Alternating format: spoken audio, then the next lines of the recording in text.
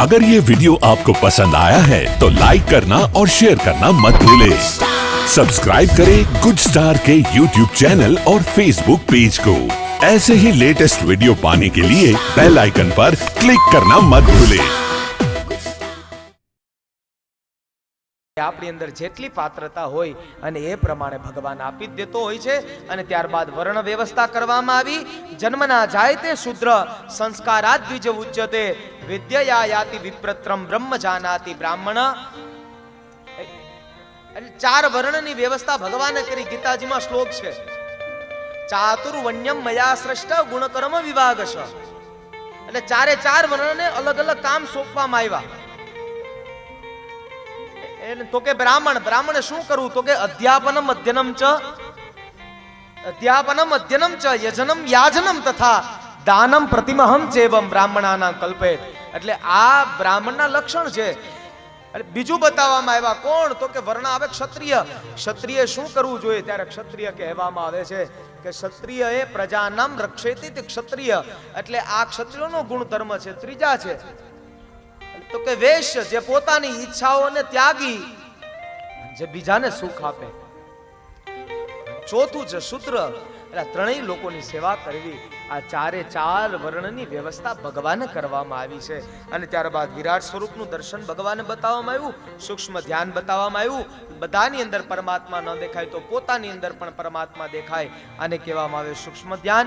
સદ્યો મુક્તિ ક્રમ મુક્તિ। સદ્યો મુક્તિ એટલે સિદ્ધિ ગતિ। અહીંયાથી વૈકુંઠ ધામ સુધીની યાત્રા અને જ્યારે ક્રમ મુક્તિ એટલે અહીંયાથી સ્ટેશન લેતા લેતા ધીમે ધીમે હાલ્યું જવાનું। અને અહીંયાથી એવું સત્કર્મ એકાદશી રહી રહીને ધીમે ધીમે પુણ્યનું જેમ જેમ ભાથું બંધાય ને એમ હાલ્યું જવાનું હે ને। એટલે આજે એકાદશી કેટલાને છે? એકાદશી કેટલાને છે? ખોટે ખોટી આંગળી નહીં હો, ભગવાન જોવે।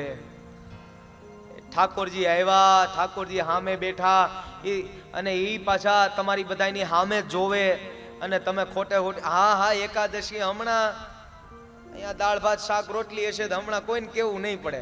આજ તો રહોડામાં મારે આવું છે ચેતનભાઈ। આજે મારે ઓલા રોટલી વાળા ને ખીચડી વાળા ને અથવા કાંઈક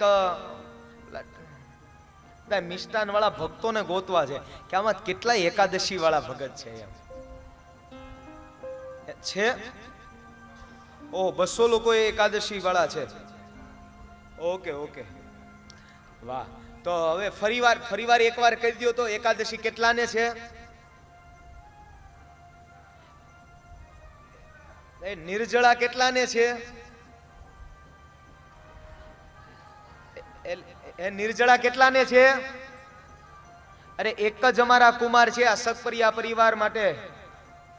એ અમારા કુમાર આપણે શું નામ? ભાવિન કુમાર। ભાવિન કુમાર ને એકવાર તાળીઓથી વધાવો કે દાદા નિર્જળા એકાદશી રહેવાની જ તે અને બીજો નિયમ એનો ઈ પાછો અમાસ વાળો કે અમાસે દાદા અમાસ નિર્જળા જ કરવાની હો।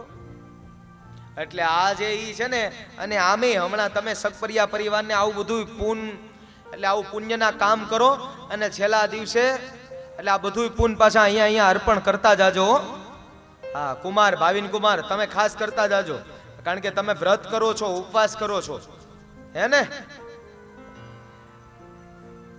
એટલે એક ભાવિન કુમાર છે જો નિર્જળા વાળા। એ 365 દિવસમાં જોજો આ ઋષિ મુનિએ મને તમને કીધું છે એ 365 દિવસમાં 22 દિવસ માત્ર ને માત્ર 22 દિવસ એવા કાઢો કે સવારના 7 થી કે સાંજના 7 વાગ્યા સુધી જળ ન પીવો। એટલે આની અંદર આપણા શરીરમાં અરે એવા ટીશેલ ઉત્પન્ન થશે એ કેન્સર જેવા ભયંકર રોગમાંથી પણ મુક્તિ આપશે। યાદ રાખજો આ કેન્સર જેવા ભયંકર રોગમાંથી મુક્તિ આપી દેશે। અને એકાદશી તો રહેવી જ જોઈએ। જેટલા નથી રહેતા એમ તો આટલું બધું માનવ મેરામણ ઉભરાણું છે। આમાંય તમે ઘણા બધા લોકોની જ ખાલી આંગળીઓ ઊંચી થઈ, આ મેજોરિટી તો બધા બાકી જ છે। એટલે એકાદશી રહેજો એટલે ગૌલોકની પ્રાપ્તિ થાય ને। નથી પછી બેનો ગાતા એ અહીંયાથી નથી ગાવું, તમે ગાવ તો એકાદશી વાળું. ધન્ય એકાદશી. આજે ને આ બેન્ડ વાજા વાગે છે ને, એટલે બેન્ડ વાજા બહુ આજે હે ને બહુ આજે આપણે હેરાન કર્યા, પરેશાન કરી દીધા છે. એટલે એની કરતા વધારે તમારો અવાજ આવવો જોઈએ, હે ને? પ્રેમ અને ભાવથી એકવાર કહી દો, થોડીક વાર માટે મને શાંતિ, એટલે મને એમ થાય ને કે અવાજ ન આવતો એમ. એકવાર જોરથી કહી દો, ધન્ય એકાદશી.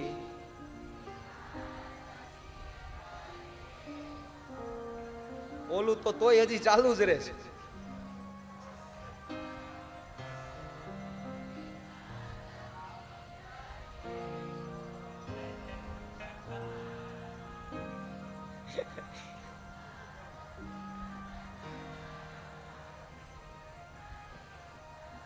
ભાઈઓને ગાવું છે, તમારે બધાને ગાવું છે. ચેતનભાઈ ગાવું છે નહીં?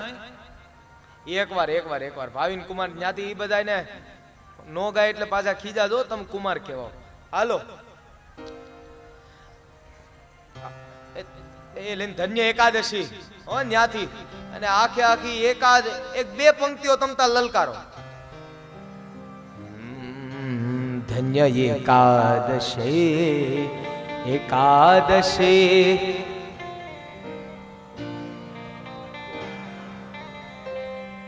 શબ્દ છે કે ધન્ય એકાદશી, એકાદશી કરીએ તો વ્રજ સુખ પામીએ. તો એકવાર બધાય સાથે મળીને ધન્ય એકાદશી એકાદશી કરી. મારે એકાદશી ના વ્રત મારે. તમે અહીંયા તમે જમવા જાવ તો ત્યાં તમને કોઈ રોકે છે કોઈ કે તમારે એટલા જ લાડવા લેવાના, કેટલું જ મિષ્ટાન લેવાનું? તો ત્યાં તમે તારે જમી લેતો થોડુંક વધારે, પણ અહીંયા તો ગાવ. ત્યાં તમને કોઈ જમવાની ના નથી પાડતી ને અહીંયા કોઈ તમને ગાવાનું કોઈ ના નહીં પાડે. એટલે પ્રેમથી ગાવ, અને આમ કઈ ખીલીને તમે ગાવ. એટલે સોફા બી દે ને તે ટેકો દઈને આમ તમે બેહી ગયા છો ને, એટલા માટે તમે નથી ગાઈ શકતા. પ્રેમ અને ભાવથી એકવાર આમ બસ સીધા થઈને બધા એકવાર ગાવ. હાલો ધન્ય.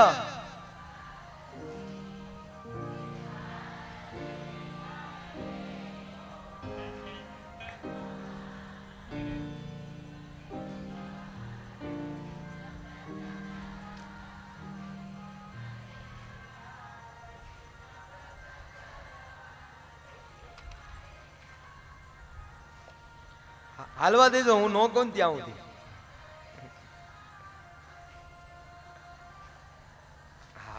હાલવા દો.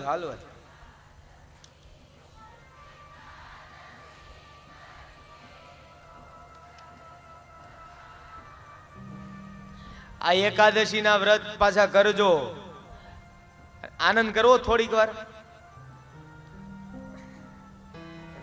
પછી લેટ થાય તો પાછા કેતા નહીં ને. આજે થોડો એવો ટાઈમ લઈશ, બહુ વધારે નહીં, કારણ કે હવે આ એક તો આ બેન્ડ વાજા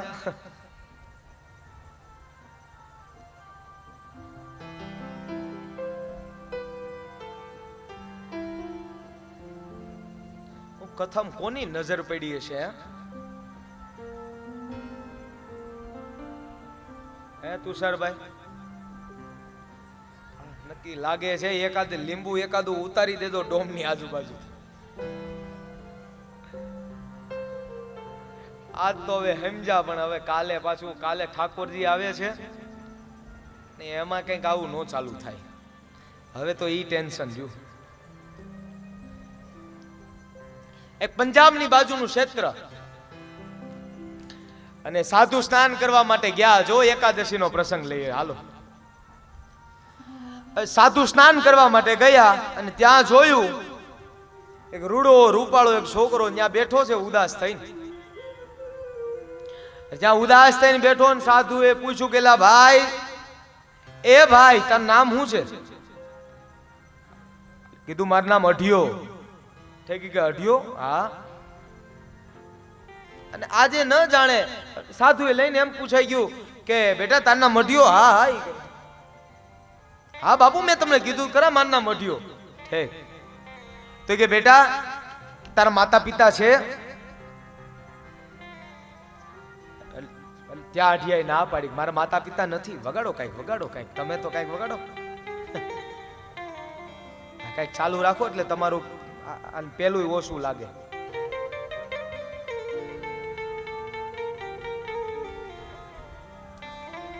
એટલે કે તમારા માતા પિતા છે ભાઈ? ઈ કે નહીં, માતા પિતા નથી. અને સાધુને દુઃખ લાગ્યું, સાધુને દુઃખ લાગી ગયું કે આ નક્કી એવું લાગે છે, અરે આના માતા પિતા નથી, મારાથી આજે જેમ પૂછાઈ ગયું, સાધુનો જીવ છે ને એટલે મને તરત જ પૂછાઈ ગયું. એટલે કીધું મારા માતા પિતા નથી. એટલે સાધુએ કીધું બેટા તું એક કામ કર ને, તું એકલો જ છો? એ કે હા હું એકલો જ છું. હા બેટા તું એકલો? હા હા બાપુ હું એકલો. તો એ કે હાલ ને આપણા તું આશ્રમે રહેજે, તારો કોઈ નથી ને, તો આશ્રમ બહુ મોટો છે બેટા, હાલ તું ન્યા રહેજે. પણ બાપુ હું આવું ખરું, પણ એક વાત તમે સાંભળી ગઈ. એ બાપુ એ સાધુ સાંભળો, હું આવું ખરો પણ તમે એક વાત સાંભળી લો, મારે એક ટેવ છે પાછી. શું છે કે બાપુ મારે 2.5 શેર લોટની એક રોટલી જોઈએ ડેઈલી. જોજો 2.5 શેર લોટની રોટલી જોઈએ નિત્યને માટે, આ દરરોજ જોઈએ બાપુ. પણ કે બેટા આપણા આશ્રમનો નિયમ છે કે એકાદશી આવે ને ત્યારે એકાદશીનું વ્રત લેવાનું. કે ઈ કોને કહેવાય એકાદશી? ઘણા હમણાં મને કોઈ કે પૂછ્યું હતું દાદા એકાદશી કોને કહેવાય? મેં કીધું 5 અને ઈ કે એકાદશી ના દિવસે કરવું પણ શું જોઈએ? મેં કીધું કે આપણે નિત્યને માટે, એટલે આમ કે આમ હાવ લૌકિક જવાબ એમ કે નિત્યને માટે આપણે 2 માળા કરતા હોય તે દિવસે આપણે 5 કરીએ, 11 કરીએ, અને સદૈવને માટે થઈને આપણે ભગવાનની પાસે આપણું મન તો હોય જ તે, પણ એકાદશીના દિવસે અરે ક્યાંય મન ભટકી ન જાય, ભગવાનની પાસે પહોંચી જાય અને વ્રત ઉપવાસ કરવો જોઈએ. એટલે આને એકાદશીનું વ્રત કહેવાય અને આમ કરવું જોઈએ. મેં કીધું છે કે દાદા એકાદશી કે જો કે અમે તમને કહીએ કે એકાદશી કોને કહેવાય એમ. મેં કીધું કયો ને બાપા, તમને ખબર હશે તો તમે કયો. કે દાદા જેદી થાળીમાં 11 રસ, અરે ઈ મને તમને જમવા મળે ને તેથી 11 રસ કહેવાય.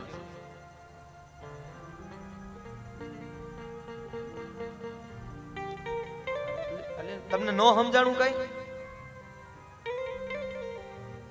અને ક્યાંક એવું લાગે ને તો તાળી પાડજો, તમારા તાળીઓના ભૂખા છે. નહીતર અમને તો એમ જ લાગે કે તમને આનંદ કરાવવા માટે તો અત્યારે અઢિયો લીધો.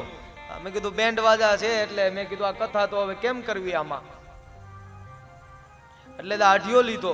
એટલે ક્યાંક એવું લાગે ને તો તમ તારે એને તાળી પાડજો. હા લોભ ન કરતા એમાં બાપા.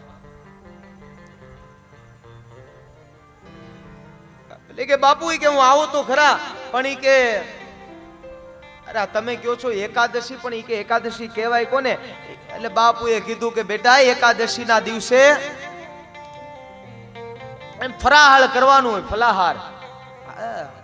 એક દિવસ માટે ફળનો આહાર કરવાનો હોય, એટલે ફળ ફ્રૂટ ને જમવું જોઈએ બેટા.